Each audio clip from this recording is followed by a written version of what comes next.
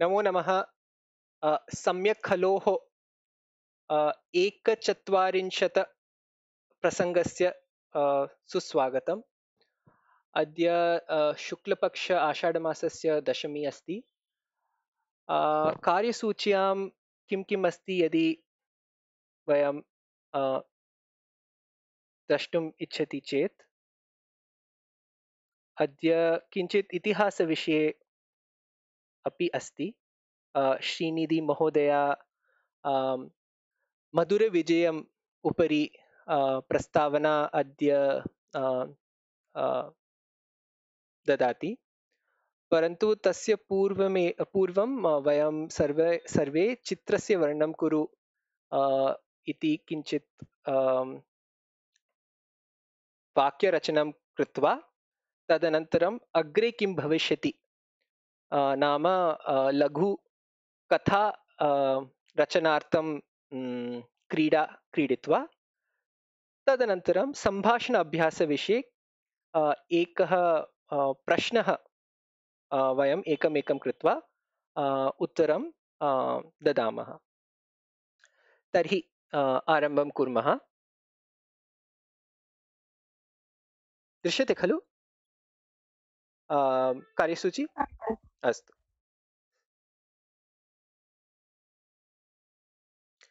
स्वपरिचय अद्य कोऽपि न आगतः नूतन, अतः अग्रे गच्छामः। चित्रस्य वर्णनं कुरु।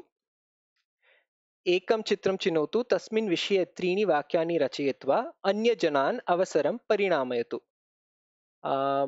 काव्या महोदय। अहं प्रथमचित्रस्य उपरि वदिष्यामि। अस्तु। अस्मिन् चित्रे एकः युवकः अस्ति। तस्य पुरतः गणकयन्त्रमपि अस्ति। सः कोऽपि कार्यं कुर्वन् अस्ति। उत्पीठिकस्य उपरि सः उपविष्टितम् अस्ति। किमस्ति? न श्रुतवान्। उत्पीठिकस्य उपरि सः उपविष्टितवान् अस्ति। तथा तस्य प्रकोष्ठस्य भित्तिः उपरि बहवः चित्राणि अस्ति इति मन्ये। तत्र बहवः बिल्डिङ्ग्स् इत्युक्ते बिल्डिङ्ग्स् वा? एकनिमिषम्, अहं दृष्ट्वा वदामि। बिल्डिङ्ग्,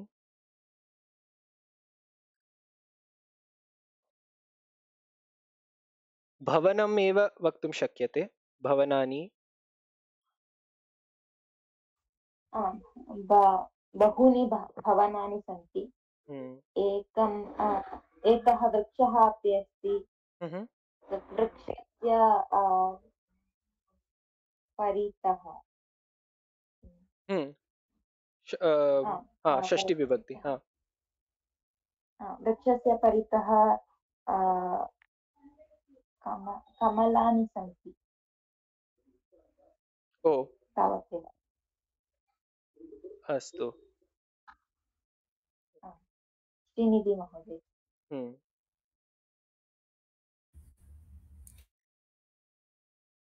श्रीनिधि महोदय। अहं द्वितीयं चित्रं स्वीकरोमि।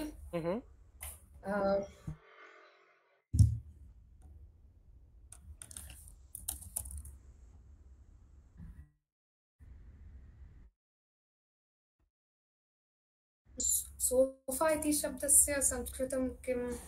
आसन्द।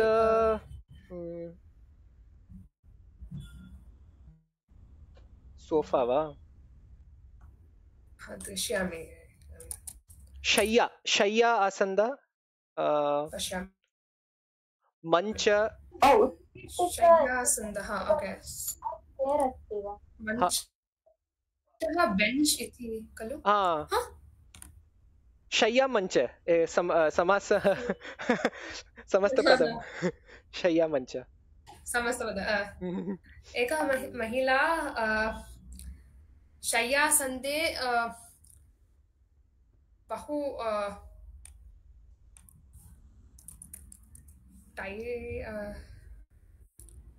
टायर्ड वा यू वांट फॉर श्रान्तः श्रान्तः श्रान्तः बहु श्रान्तरूपे स्थिता तस्याः हस्तायां हस्ते तस्याः हस्ते एकः पुस्तकः अपि अस्ति पुस्तकं प्रायः सा अग्रिमे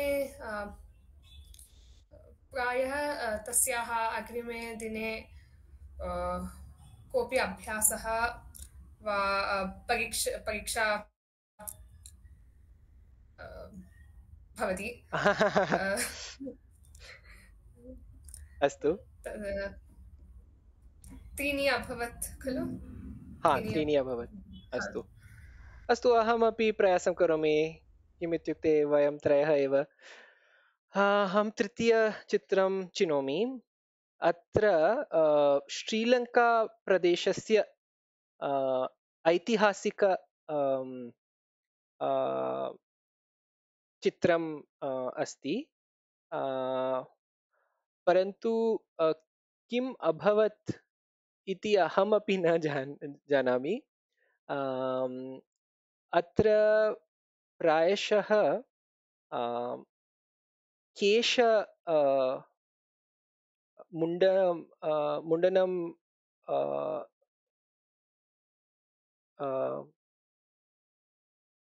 कुर्वन्ति महिलाः परन्तु किमर्थम् इति न जानामि भवनस्य अन्ते जननी शिशुं दुग्धं ददाति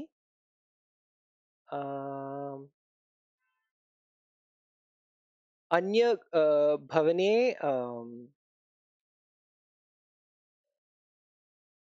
प्रायशः कोलाहलः भवति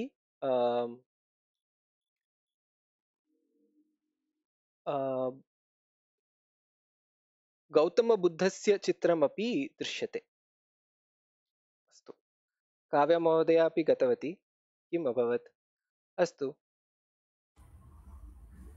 वेट् करोमि कोऽपि नेट्वर्क् प्राब्लम् अस्ति वा प्रायशः अस्तु अग्रे गच्छामः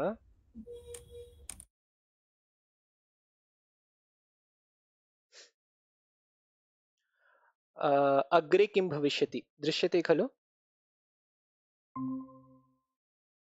दृश्यते अस्तु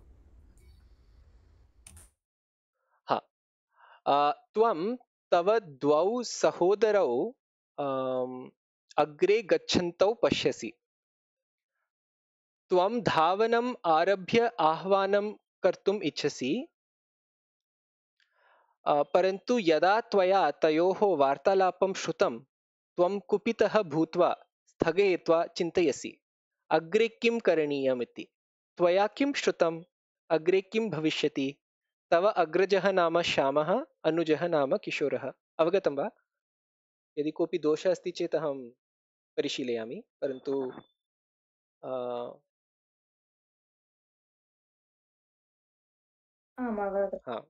अस्तु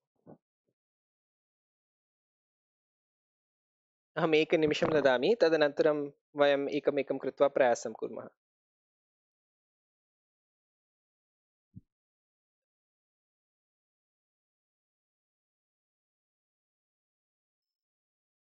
तत् रोल् प्ले कर्तुं शक्यते एकः श्यामः एकः किशोरः अस्तु अस्तु अहं श्यामः यदा काव्या महोदय वदति तदा अहं श्यामः किशोरः श्रीनिधि महोदय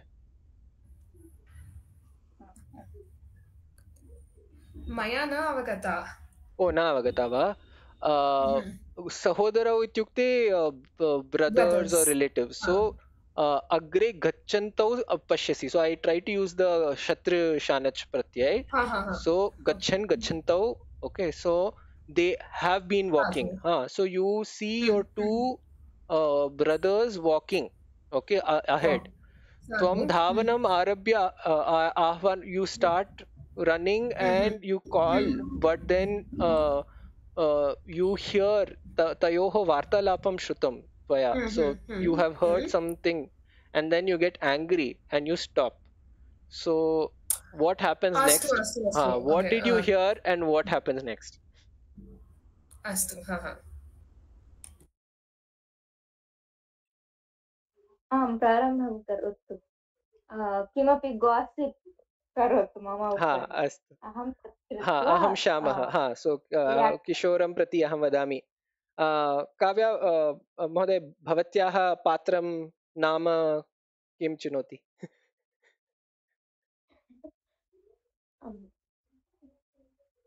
सम्यक् इति नाम सम्यक् किशोरः किशोरः एतत् सम्यक् बहु मूर्खः अस्ति खलु किशोरः?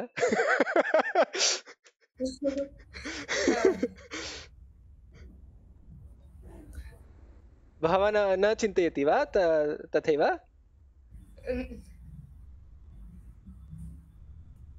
मया न अवगतः एतत् भवानेव करोतु।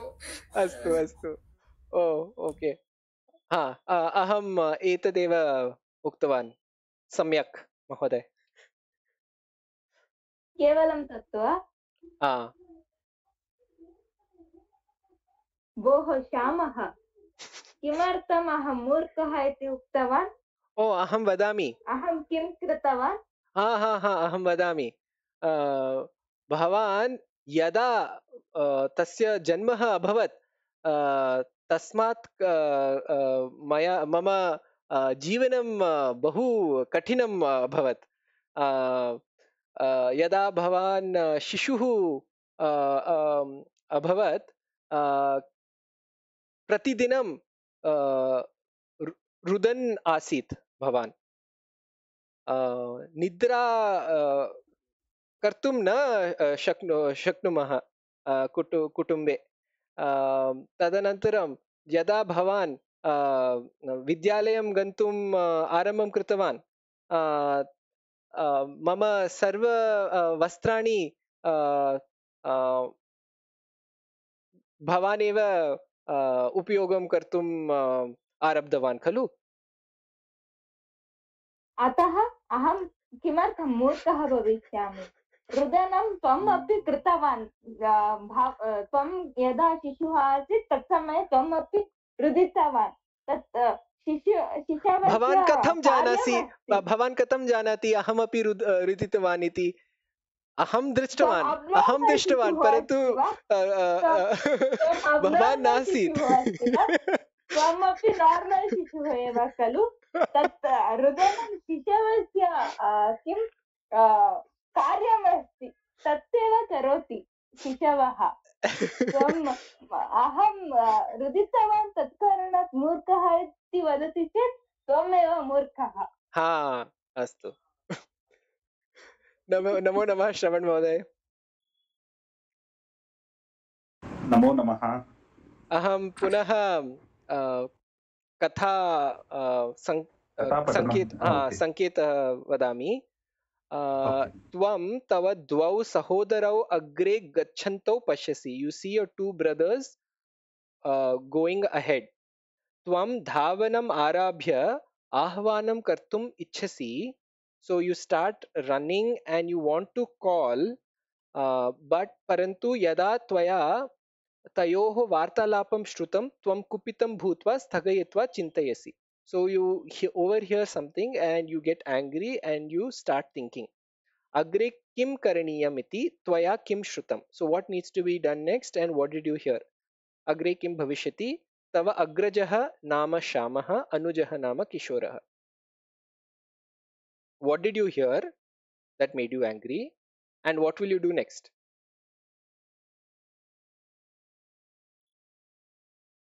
You mean to say that while discussing with them, those two are discussing something, you overheard it?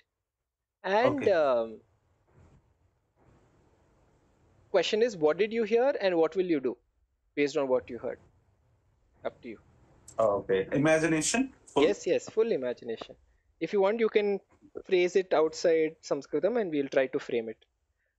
Okay. Uh, both brothers were uh, talking about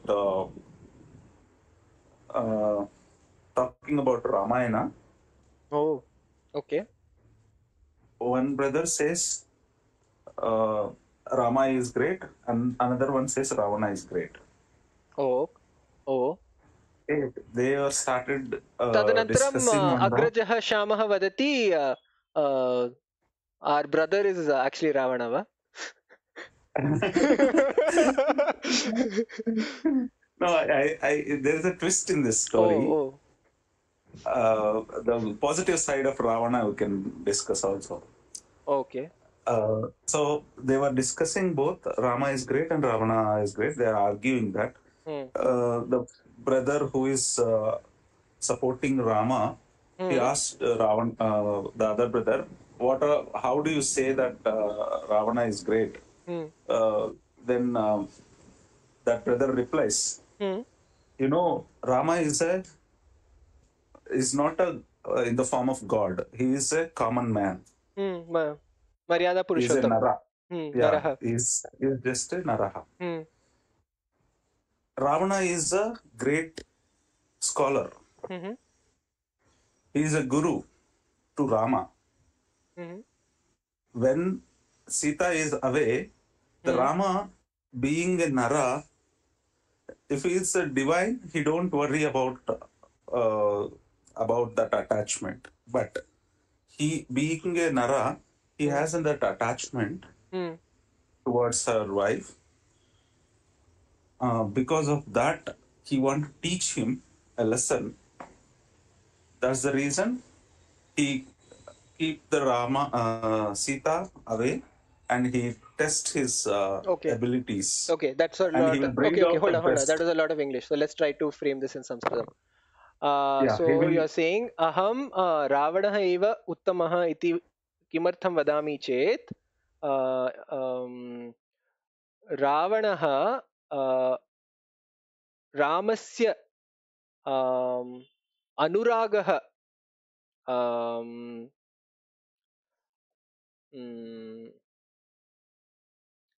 अनुरागः so No, what no. does it Instead of renounce? Anuraga, you can say he played a teacher role and try to teach him how bring out the best out of Rama. I know, but then how will you say it in Sanskritam? Let's think, no?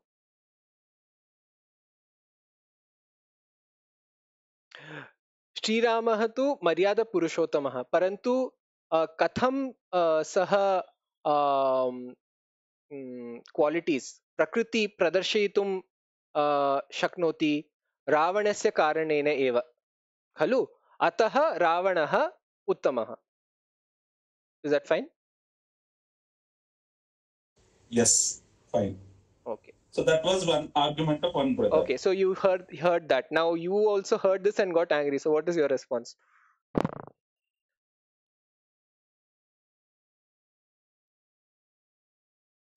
Then the brother says, no, Rama is God. He is the pioneer. Mm-hmm. He is the pioneer to the great conduct. How a human being should behave towards how a human being has to overcome his day-to-day life problems. So he had demonstrated. Because of that, he is a godly figure. So he is not. The other friend, the other brother argues. Okay.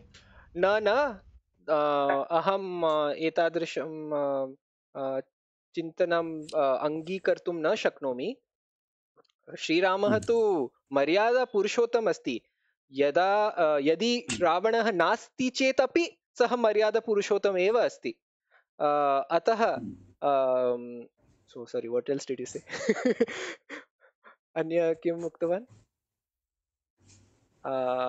अतः अहम् अङ्गी न करोमि वा अङ्गीकर्तुं न शक्नोमि. Is that fine? Yeah. Okay. Now, Maybe I'm not a good judge with Sanskrit this thing. Maybe Srinidhi Mohaday and Kavya Mohaday can correct me.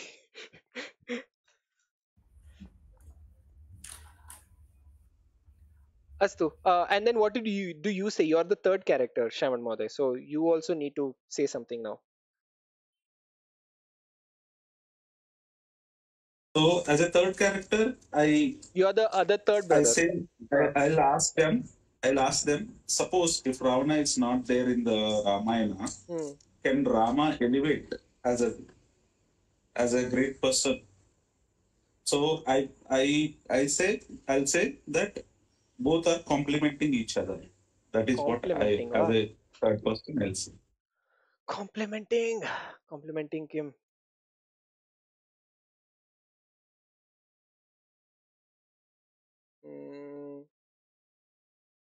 हम complimenting इत्युक्ते किम् इति न जानामि. Complimenting. What do we call complementing? In a dictionary, is it? No.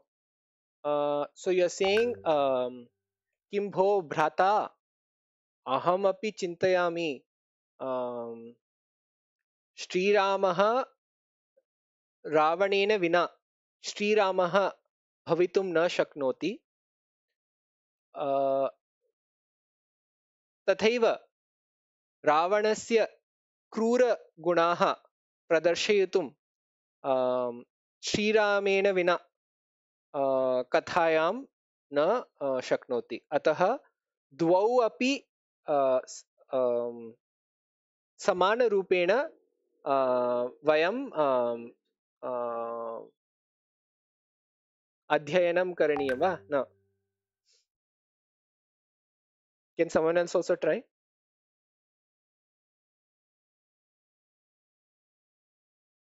Let others to continue from there. Srinidhi Mohaday, Kavya Mohaday.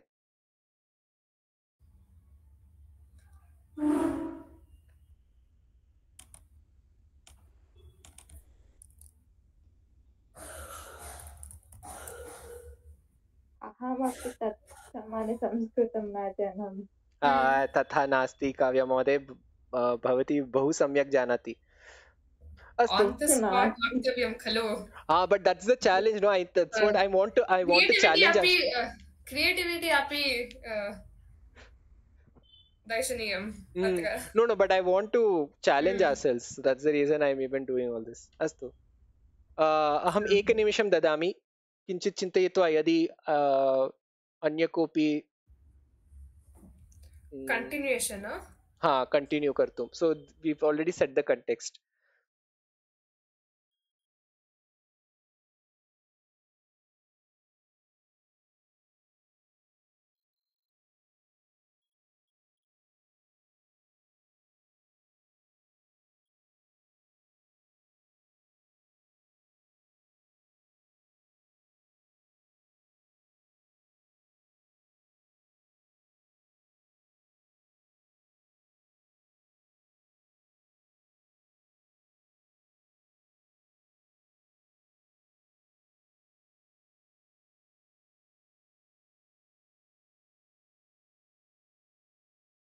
अग्रे गच्छामः वा अथवा कोऽपि चिन्तनं कुर्वन् अस्ति वा? अग्रे गच्छामः. अस्तु श्रवण महोदय, अत्रैव स्थापयामः, अग्रे गच्छामः. श्रूयते वा? अस्तु. अद्य सीमा महोदय नास्ति. भवान् किञ्चित् वक्तुम् इच्छति?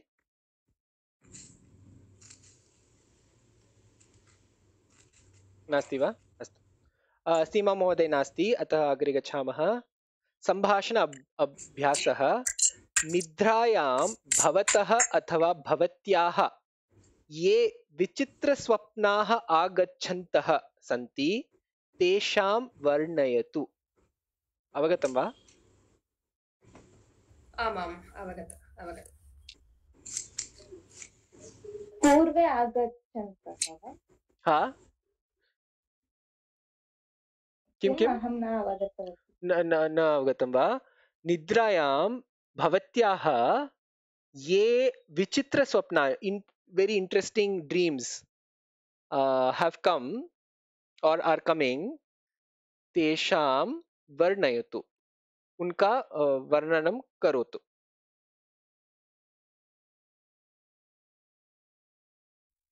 अवगतम्? आमाम्। अस्तु, अहं पुनः एकनिमिषं ददामि, तदनन्तरम् आरम्भं कुर्मः। अहं वदामि वा? आम्।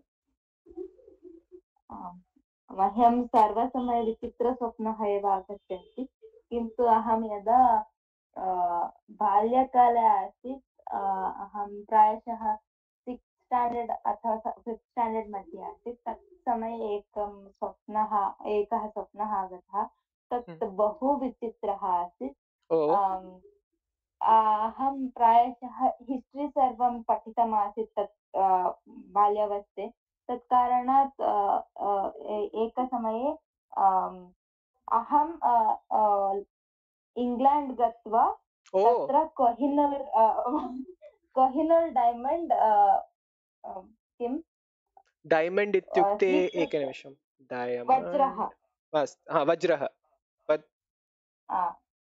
वज्रः एव खलु? हीरः अथवा हीरः, वज्रः अपि सम्यक् एव। कोहिनूर् वज्रः स्वीकृत्य भारतम् आगतवती। एतत् भारतस्य प्रापर्टी एव इति चिन्तयित्वा अहं तत् कोऽपि प्रायशः अहं धूम् मूवी दृष्टितवती किम् इति अहमपि न जानामि, किन्तु बहु विचित्रः आसीत्। तत् स्वीकृत्य आगतवती। तत् सर्वं पत्रिकायां मध्ये अपि आगतम् आसीत्। अहं बहु भीता आसीत्, किमर्थं पत्रिका मध्ये सर्वम् आगतः, अहं चोरं कृतवती किल, ते एतत् सर्वं जानन्ति चेत् ते मह्यम् अरेस्ट् करिष्यन्ति, एतत् सर्वं बहु भीतः आसीत् अहं। तदेव। धन्यवादः काव्य महोदय। श्रीनिधि महोदय?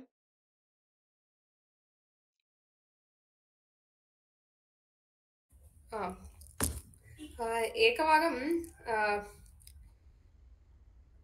पूर्वं मम लैपटॉप अस्ति खलु, लैपटॉप इति शब्दस्य सङ्गणकं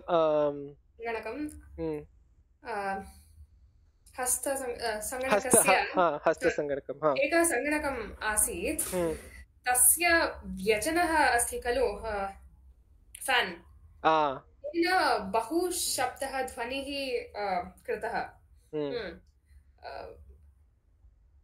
अनुकूलं अहं एक्स्पीरियन्स् करोमि।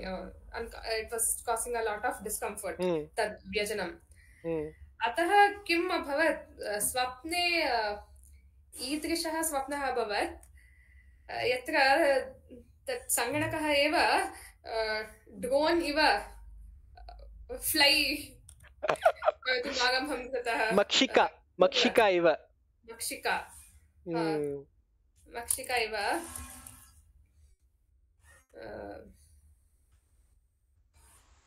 तदेव, तद् बहु विचित्रमासीत्। ಈಗ दृष्टवती वा तदा? ಈಗ चलचित्रम् ಈಗ नाम चलचित्रं, तत्र नायकः मक्षिका रूपेण पुनर्जन्मं प्राप्नोति। मम सङ्गणकः एव फ्लै। सम्यक्। श्रवण महोदय?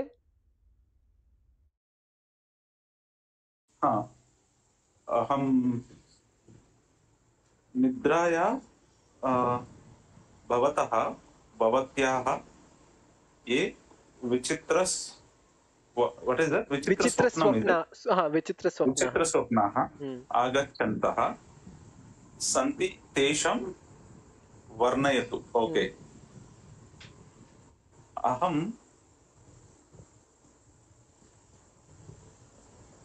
one day एकस्मिन् दिने अहं बहु विचित्र आकारः I had seen in dream. विचित्र आकार दृष्टवान् स्वप्ने. विचित्र आकार दृष्टवान् स्वप्ने. यदि शरीरं head is human head and body is deer body. Deer वा? हरिणः शरीरः शिरः मनुष्यः, परन्तु तस्य नीचैः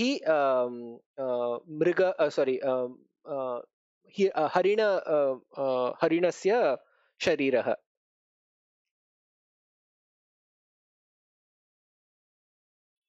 श्रूयते वा? See, what do we call trunk of the body? Trunk va? Kattihi? Pattihi? I think so. Kavya Mode, Srinidhi Mode? Kattihi. Kattihi. Kattihi. Sarirah. Kattihi bhagah. Tatheva trunk kila. Yeah. What do we call deer? Deer harinah. हरिणः.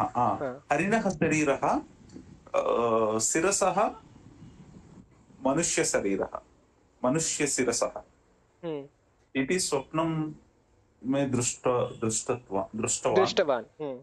या अहं दृष्टवान्. तदनन्तरं all of them are running. Somebody is chasing them. बहु तादृश बहु मृगाः सन्ति.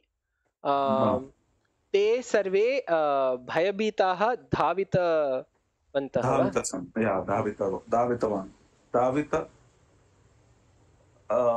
What do we call? They are running. You want to say, right?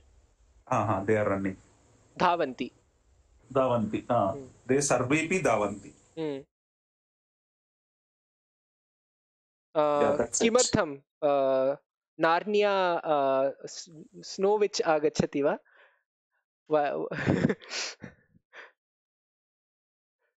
स्पृहा आगच्छति. ओहो, भवान् निद्रा भग्नः जातः. भग्नः अभवत्. ओके. अभवत्. निद्राभङ्गम्. ओ अस्तु, अहमपि वदामि. यदा मम स्वप्ने अहं परीक्षायां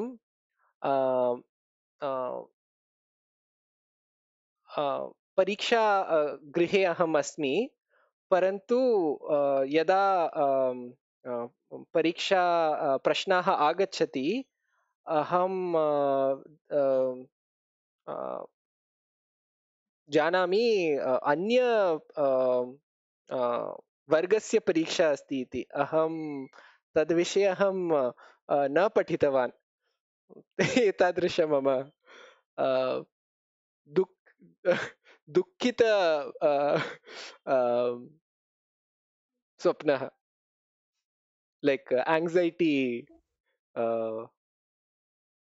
स्वप्नः, like wrong paper I am getting for the exam. एतत् अस्ति कोऽपि चलनचित्रमध्ये अस्ति खलु? चलनचित्रे अस्ति वा? आमाम्. अन्य स्वप्नः अपि कस्मिन् चलचित्रे? अहं न जानामि, किन्तु अहम् एतत् समाने कुत्रापि दृष्टितवती अस्ति. अन्य स्वप्नः अपि अस्ति. तत्र एका महिला, तस्याः शिरः नास्ति. सा मम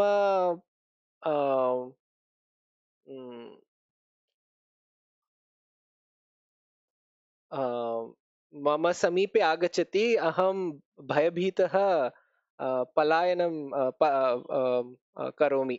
इति स्वप्नः।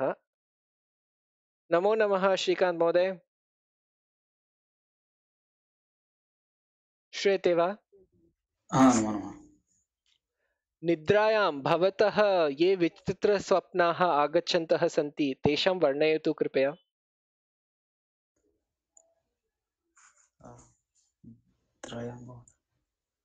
अवगतं वा?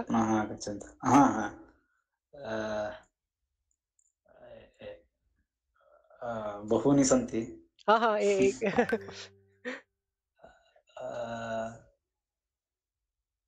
किं वदति, एकं लावा ऐ थिङ्क् फ्यू इयर् पूर्व गतपूर्व वर्षाः गतवर्षाः पूर्वे एकं स्वप्नमासीत्।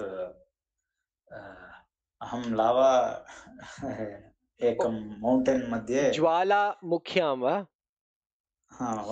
गिरिं ट्रेकिङ्ग् कृत्वा तस्य उपरि सेल्फी क्लिक् कृतवान्। एतत् एण्ड् एरप्शन् किं वदति, स्फोटं भवति, स्फोटः मम बैक्ग्रौण्ड् स्फोटं भवति।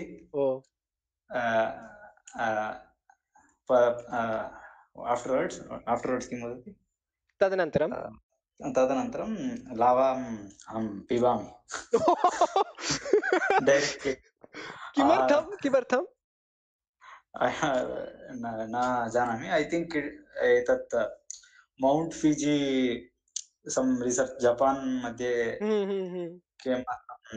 भवान् तत्र गमनं कर्तुम् इच्छति।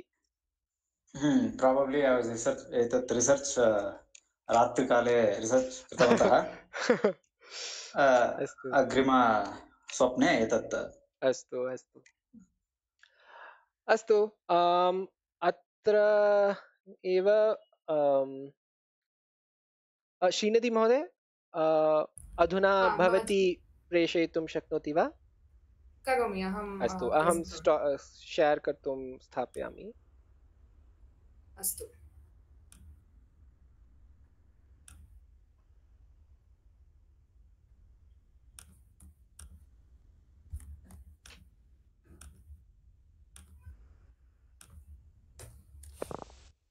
दृश्यते वा?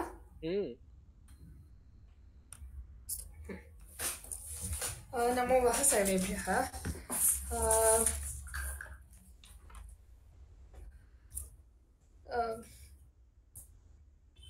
कानिचन प्रसङ्गेभ्यः पूर्वे वरुणमहोदयः मधुरविजयम् इति महाकाव्यस्य कानिचन पद्यानि प्रदर्शितवान् खलु। अद्य अहम् एतस्य महाकाव्यस्य सन्दर्भस्य विषये किञ्चित् चर्चां कर्तुम् इच्छामि। पर्टिक्युलर्लि ऐतिहासिकसन्दर्भः। महाकाव्यस्य विषयं तु अतिविशालम् अस्ति, परन्तु अहम् ऐतिहासिकसन्दर्भे एव अद्य चर्चां करोमि। यथा विजयनगरसाम्राज्यस्य विषये, भारतवर्षे तुर्कीय आक्रमणानि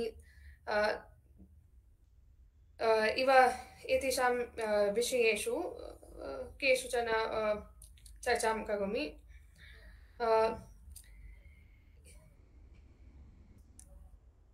येन वयं सर्वे एतस्य महाकाव्यस्य महत्त्वपूर्णं गुरुत्वं च अवगन्तुं शक्नुमः।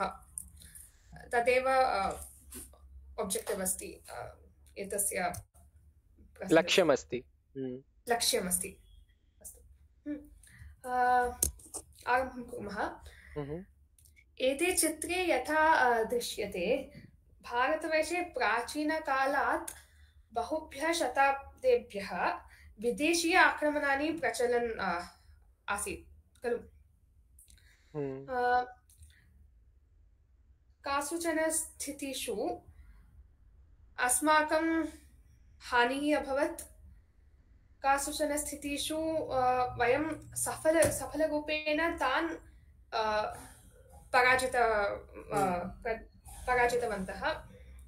कासुचन स्थितिषु ते विदेशीयजनाः अस्माकं परम्परां स्वीकृत्य भारतवर्षे सभ्यतां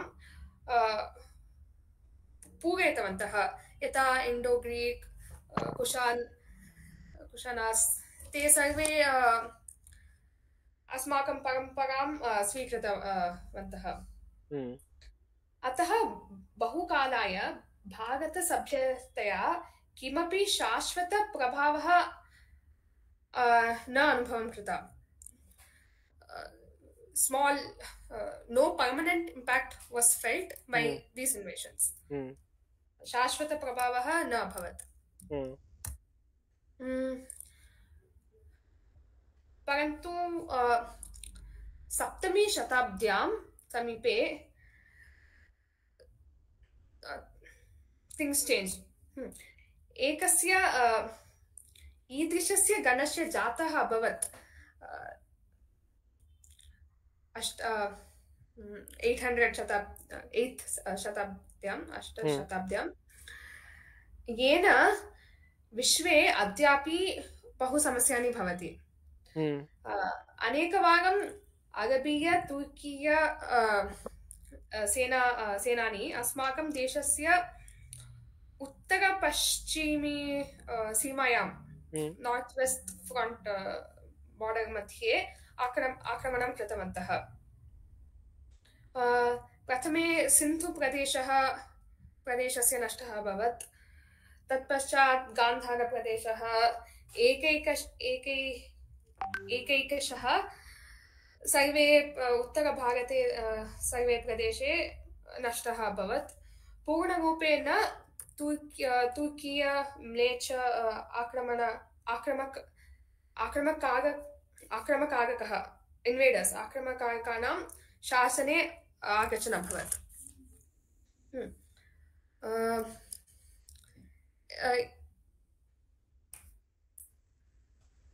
तत्समये एव यदा उत्तरभारते धर्मस्य नाशः प्रचलन् आसन्, यदा हिन्दुजनानां बहिष्कारः प्रचलन् आसन्, तत्समये एव दक्षिणभारते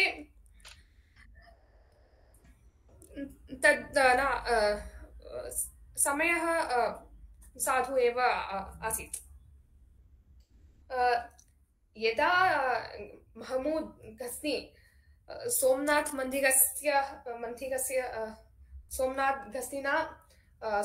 मन्दिरः ध्वंसितः, तत्समये एव दक्षिणभारते तञ्जावूर् नगरे राजराज चोळेन बहु विशालं मन्दिराणि निर्मितः। साहित्यस्य प्रचलनं प्रचारः आसन्। भारतसभ्यतायाः अस्माकं धर्मस्य प्रचारः दूरे दूरे स्वर्णदीपे अपि तत्समये एव अभवत्। यद् दृश्यतु किं डिफरेन्स् आसीत् अस्माकं व्यत्यासः आसीत्, यत् उत्तरभारतस्य प्रदेशः दक्षिणभारतप्रदेशे मध्ये। किन्तु कालो हि दुरतिक्रमः खलु। अतः सन्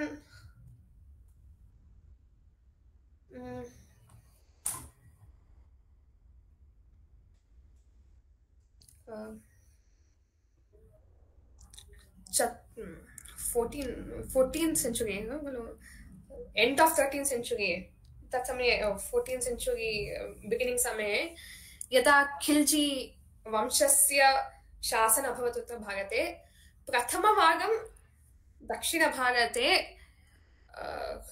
कोऽपि विदेशीय आक्रमणः अभवत्। एतद् चित्रं पश्यतु। 1301-1305 मध्ये देवगिरि तत्पश्चात् हा एतत् पूर्वम् एकं वक्तुमिच्छामि। दक्षिणभारते तत्समये 4 प्रदेशानि आसन्।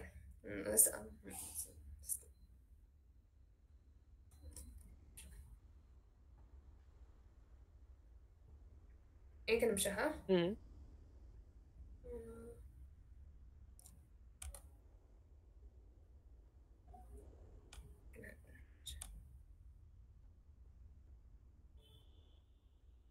यादव ककतीय होय्सल पाण्ड्य वा 4 प्रदेशाः? 4 हिन्दू साम्राज्यानि अभवत्। एकनिमिषः ददातु।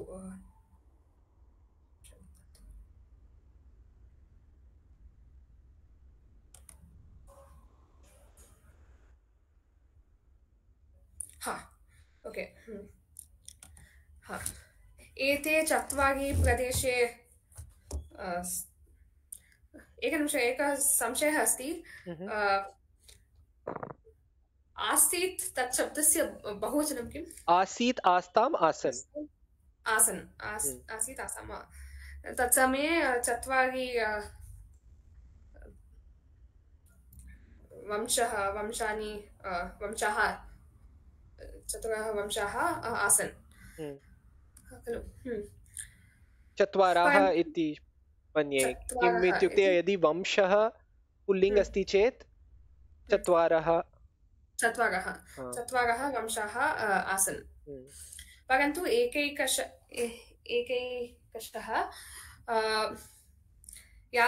यादवास् प्रथमे नष्टः अभवत्। तत्पश्चात् होय्सला, काकतीया, तत्पश्चात् पाण्ड्यास्, खिल्जी सर्वे प्रदेशस्य नाशः कृतवान्। सन् 1327 इति वर्षे कम्पिली इति एकं उपराज्यम् आसीत् यादव साम्राज्यस्य। अद्य अपि हम्पी नगरस्य आनेगुण्डी हम्पी नगरात् 20 किलोमीटर् एव दूरे अस्ति। तद् लास्ट् हिन्दू किङ्ग्डम् आसीत् यत् गतः 1327 तमे वर्षे। तत्पश्चात् डेल्ली सुल्तनेट् एतत् चित्रं दर्शयतु, दृश्यते वा? एतद् सम्पूर्णभारतस्य मैप् इति शब्दस्य संस्कृतं न जानामि। मैप् मध्ये पश्यतु यत् गोण्ड्वाना इति वन्येचरजनपदान् विगतः कोऽपि हिन्दुराज्यं न अभवत् तत्समये। प्रायशः महोदय प्रायशः ओडिशा प्रदेशे अपि सम्पूर्ण साम्राज्य नास्ति, अतः एव अत्र किञ्चित् कोस्टल् दट् इस् समुद्रतटे प्रभावः नास्ति। दिल्ली सुल्तनत् गोण्ड्वाना तत्र अन्ते गोण्ड्वाना प्रोटेक्शन् अभवत् तत् रीजन् मध्ये।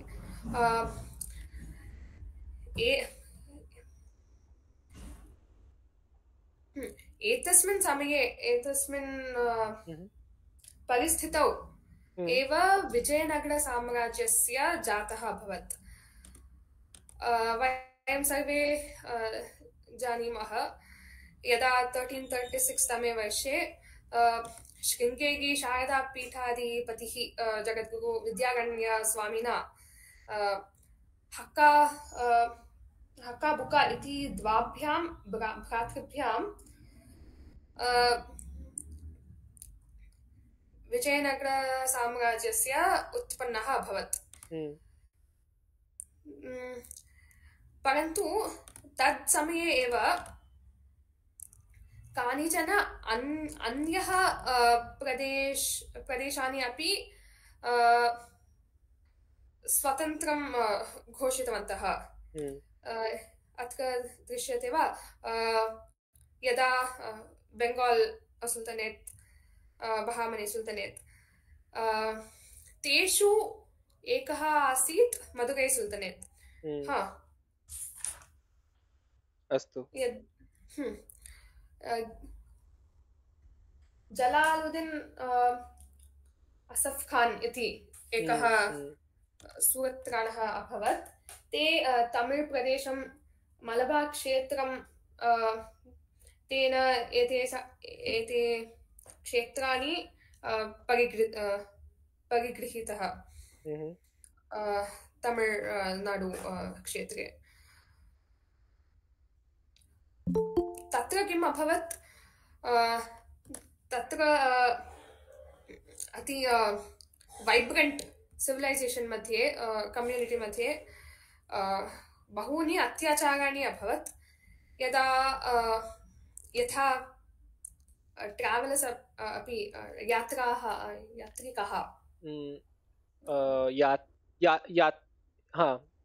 वर्षिता महोदय अपि आगतवती। नमो नमः। नमो नमः महोदय। यात्रिकाः अपि वदति। पातक अपि शब्दः अस्ति इति भाति। पातकः। अस्तु अस्तु।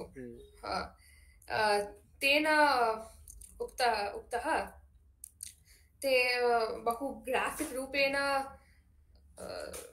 डिस्क्रैब् कृतवन्तः। बहु क्रूर स्थिति आसीत् इति क्रूररूपेण विवरणं कृतवन्तः धार्मिकनरसंहारस्य। अस्तु। परन्तु तत्समये एव विजयनगरः साम्राज्यः एव अभवत्। इदानीं विजयनगरसाम्राज्ये हिन्दूनां साम्राज्यः अभवत्।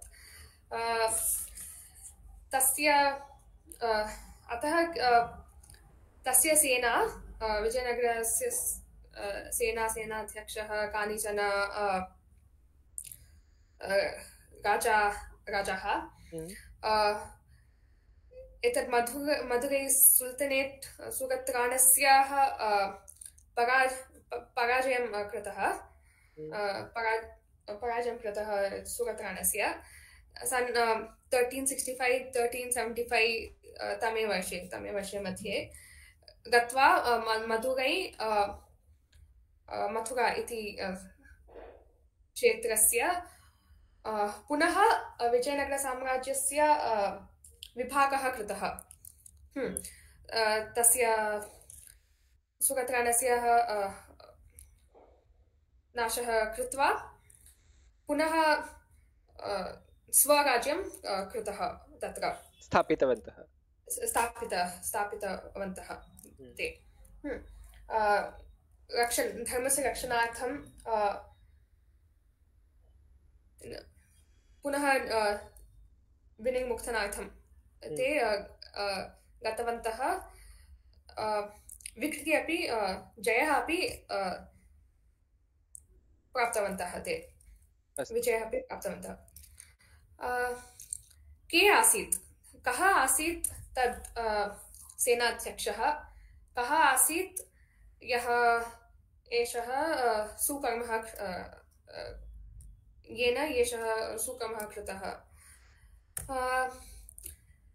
हक्का बुक्का इति द्वौ भ्रातरस्य नामः अहम् उक्तवती।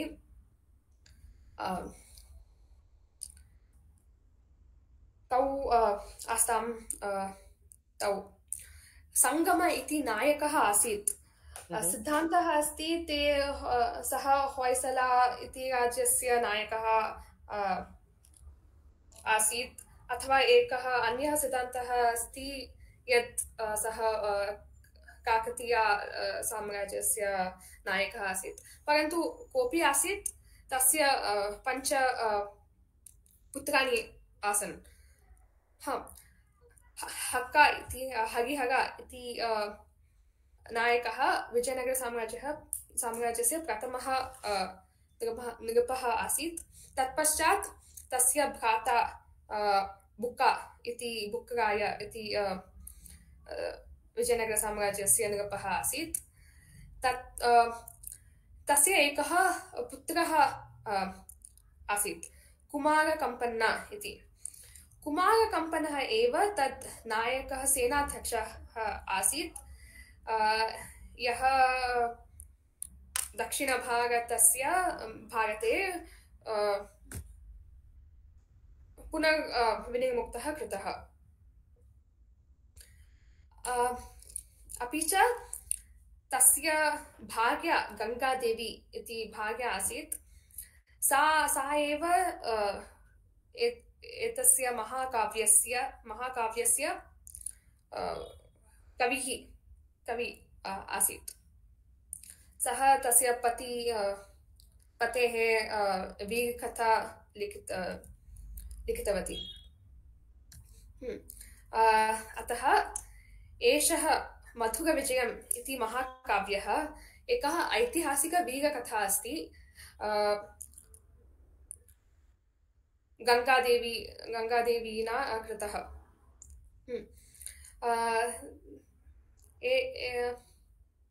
एते महाकाव्ये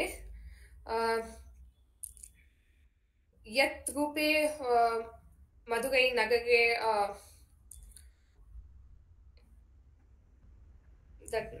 मन्दिरस्य ध्वंसः अभवत्, कीदृशः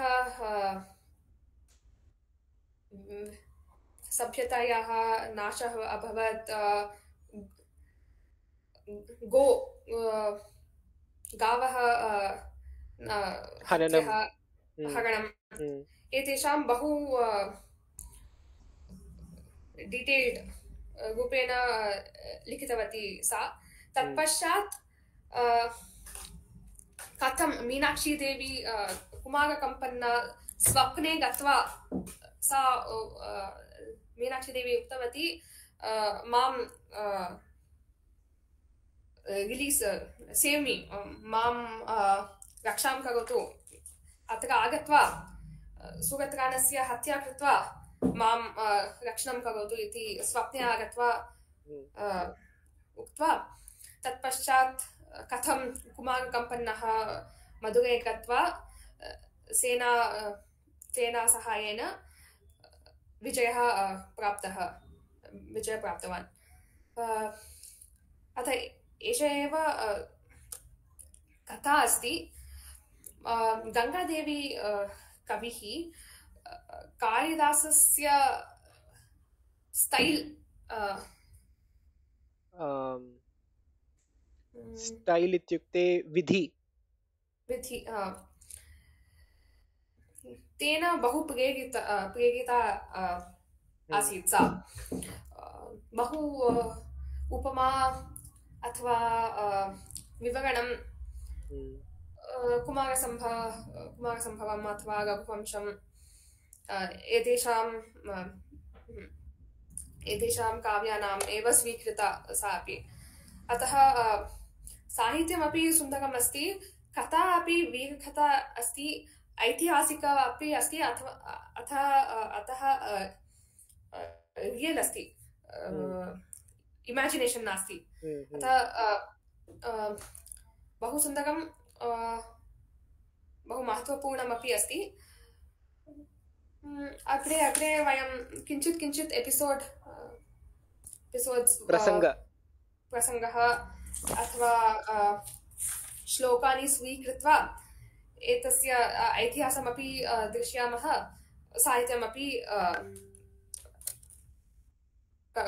कुर्मः। धन्योस्मि श्रीनिधि महोदय। You wanted to say detailed, I think you can say vistara rupena athava savistara. And Ganga Devi ikaranta striling asti, atah nadya गङ्गादेव्या विरचित गङ्गादेव्या अस्तु करेक्ट् धन्योऽस्मि श्रीनिधि महोदय भवती शुक्रवासर आरभ्य अस्मिन् विषये कार्यं करोति धन्योऽस्मि अहं जानामि अस्मिन् विषये बहु समयः आवश्यकम् इति भवती अग्रे अपि प्रसङ्गरूपेण अस्मिन् विषये प्रदर्शयति इति अहं बहु सन्तुष्टः अस्मि धन्योऽस्मि निश्चयेन करोमि प्राक्टिस् अभ्यासं कृत्वा संस्कृतस्य वार्तालापम् अपि प्रायः भविष्यति खलु यदि वयं वार्तालापं कुर्मः चेत् एव संस्कृतस्य वर्धनं भविष्यति इति अहं चिन्तयामि तदेव अस्तु अत्र एव स्थापयामः अग्रिमशनिवासरे पुनर्मिलामः अवश्यता महोदय कृपया पुनः आगच्छतु कथा यदि वक्तुम् इच्छति चेत् प्लीस् कृपया